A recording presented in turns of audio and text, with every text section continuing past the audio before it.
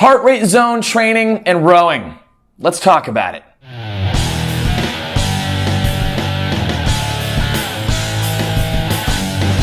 What's up guys, Austin back with another rowing video, and in today's video we're going to talk all about heart rate zone training and how you can use heart rate zone training with your rowing to improve your fitness. Now, when we talk about heart rate zone training, we're talking about elevating our heart rate to specific intensity levels to elicit different physiological responses from our body when we do exercise. And by targeting our heart rate to specific heart rate zones, we can either work primarily more on aerobic fitness or anaerobic fitness or maximum effort fitness. And there's a lot of science out there that really supports heart rate zone training as a very effective way to improve your fitness to some of the highest levels possible. And heart rate zone training could be what you need to take yourself to the next level. Now, in order to understand our heart rate zones, you need to first understand what your maximum heart rate is, or your MHR.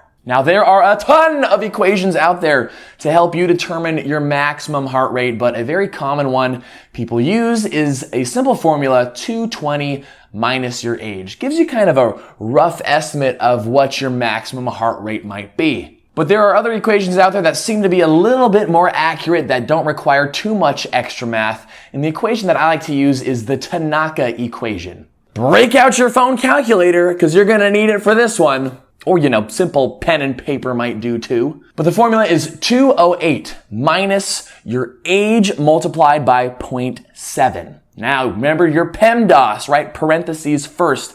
You have to do your age times 0.7 and then subtract that number from 208, and that gives you a sort of maybe a little more accurate estimation of what your maximum heart rate would be. So for instance, if you're 30 years old, 208 minus 0.7 times 30, that would equate to 187 beats per minute as your maximum heart rate. Now, these equations are great and they work for a majority of people to get a good ballpark of what your maximum heart rate would be, but of course it's not going to be perfect because we're all different. But now that we have our maximum heart rate, we can start figuring out our heart rate numbers for the different training zones. Now, as far as heart rate zones go, keep it simple with 4 heart rate zones. Zone 1, Zone 2, Zone 3, and Zone 4. And you can think of each of these zones as sort of just increasing in intensity, with Zone 1 being between 55 to 65% of your maximum heart rate. And this is generally a zone that is great for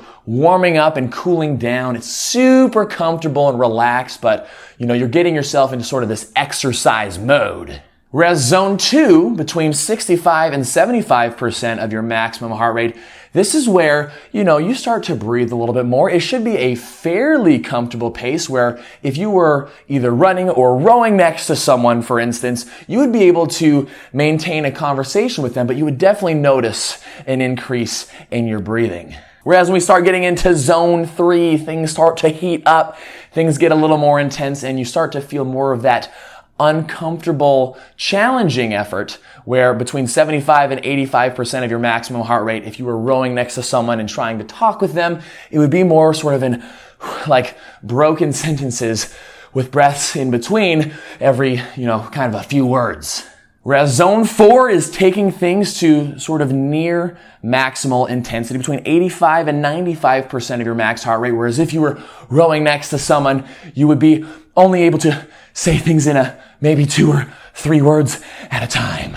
Now, when it comes to rowing training and these heart rate zones, if you're looking to perform on, highly aerobic based efforts like, 2,000 meters, 5,000 meters, 10,000 meters, half marathons, aerobic training is where you want to focus a majority of your time when rowing, and that happens in the magical Zone 2. And again, this Zone 2 is where if you were rowing next to somebody, you would be able to maintain conversation with them, but you would be sweating, you would be breathing, and you're building your body's aerobic capacity. But especially if you're looking for, performance on a 2,000 meter row, you definitely want to have some Zone 3 and some Zone 4 training. So if you were laying out like a 5-day rowing plan to improve your 2,000 meter row, for instance, you might want to include 3 days of Zone 2 training with 2 days a week of Zone 3 and Zone 4 training.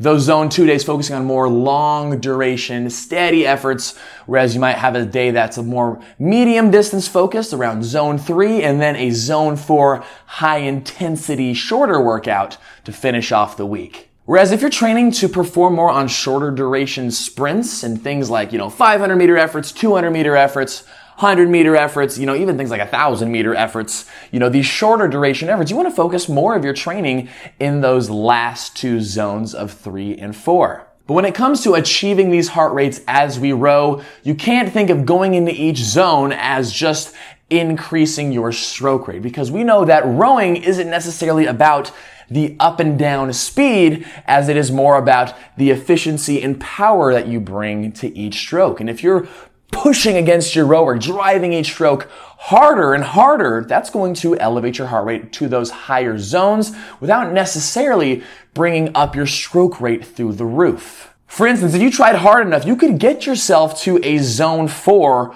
rowing at 22 strokes per minute. You don't have to be rowing at 400 strokes a minute to achieve that. Yes, higher stroke rates can help you elevate your heart rate more, especially if you are a strong and efficient rower. But we can't just correlate higher stroke rates with higher heart rate zones.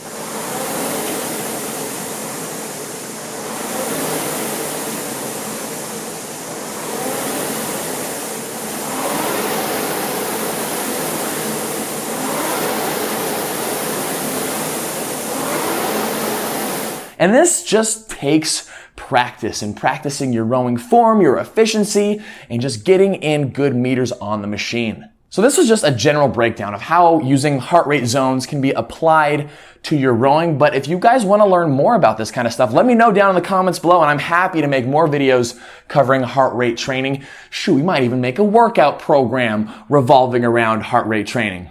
But speaking of workout programs, I am about to release an 8-week training program guided day to day by me for you just in time for summer. So if you're interested in that, check out the links down below. But I hope this could shed a little light on heart rate training and how it can apply to you and your rowing. So let me know what you guys think down in the comments below, and I will see you in the next video.